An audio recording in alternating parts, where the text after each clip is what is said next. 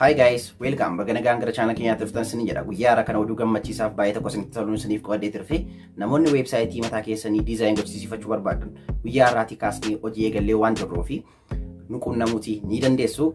Egaan weebsaayitii professional fi standard design eegatee yeroo gabaabaaf guyyoota muraasa gidduutti diizaayin goonee akka fedha keessanii akka hojii isin barbaadanii fi gosa hojii isin hojjettanii sanarratti hundoofnee bareechinee isiniif kan kenninu ta'a. Kan isinirraatii eegamu diizaayinii barbaadan gosa hojii barbaadanii fi fedha keessan irratti hundooftanii nuuf erguu qofaadha. Saniin booda nuun immoo akka fedha keessanii akka hojii keessanii irratti hundoofne waan hawaasa kana bukkeetti fudhatama qabu diizaayin goonee isiniif ni kenna jechuudha. Website sana irratti egaa siistamoota hedduu irratti isiniif ni feena jechuudha.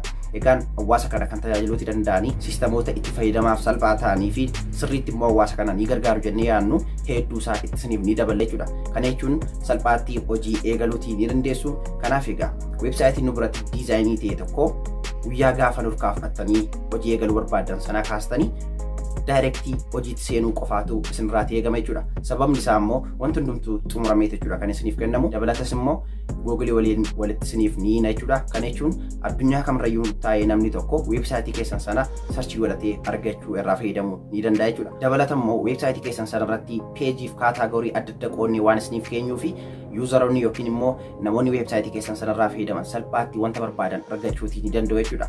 Fakkeenyaaf namni tokko weebsaayitii keessan irra yeroo seenutti wanta barbaadu qofaa ilaalee ba'uu barbaade adda adda qoonnee isiniif waan keenya jirruu fi daayirektii achi jala seenee fayyadamuutii ni danda'a jechuudha. Kun kaataagorii jedhama. Peejiis itti isiniif ni goona jechuudha. Peejiin immoo maal faayidaan isaa? Abbaa qabeenyummaa weebsaayitii sanaa kan eenyu akka ta'e eenyudhaan akka hoogganamu weebsaayitii sanarratti hojiin akkamii akka hojjetamuu fi namoonni isin wajjin wal baruu barbaadanii fi isin duukaa wal quunnamuu barbaadan karaa itti isin argachuutii danda'anidha jechuudha.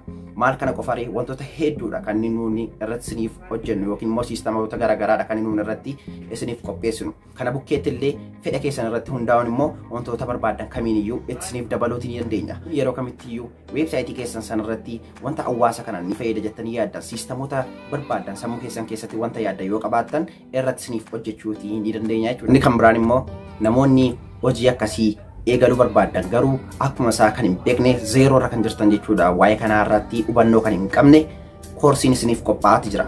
Koorsiin standardii isaa eeggate ammaan dura afaan Ingiliffaan qofaa kan argamanii isaan kana afaan keenyatti deebisnee sirriitti akka isiniif galuutii danda'u goonee isiniif qopheessaati jira. Yeroo gabaabaa gidduutti weebsaayitii keenya irratti isiniif beeksisna. Salphaatti achiin galtanii barumsa ga'aa fudhachuudhaan gara hojiitti seentanii galii mataa keessanii irraa argachuutii ni dandeessu jechuudha. Egaan koorsiin isaa isiniif qophaa'aa jira. Ammastiin egaa naaf obsaa xiqqoo isheen isiniin jedha. Kanaaf 100% gaarantii ni qaba jechuudha hojiin kuni. Egaan namoonni nu qunnamuuf fedha qabdan weebsaayitii mataa keessanii akkasumas immoo appilikeeshinii mataa keessanii hojjechiifachuu barbaadan qofti karaa telegiraamii keenya linkii isaa description box jala isiniif kaa'eetiin jira. Akkasumas immoo kunoo karaa kanaan nu qunnamuutii ni dandeessu.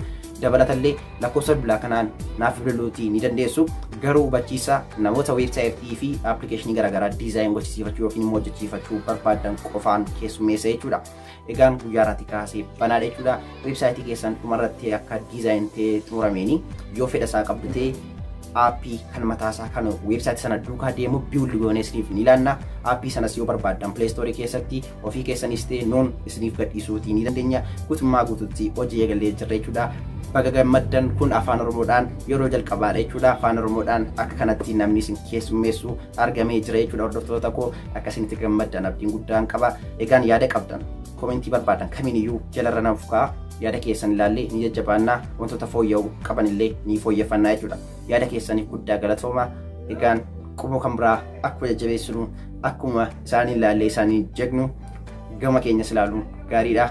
Walii keenya afaan keenya warra dubbatanis ilaaluun namni kun maal fidee dhufee maal hojjeta dhuguma dandeettii qabaa jennee wal qoruun gaariidha jedheeti yaada. Yeroo ta'an deebina galagartii. Bye.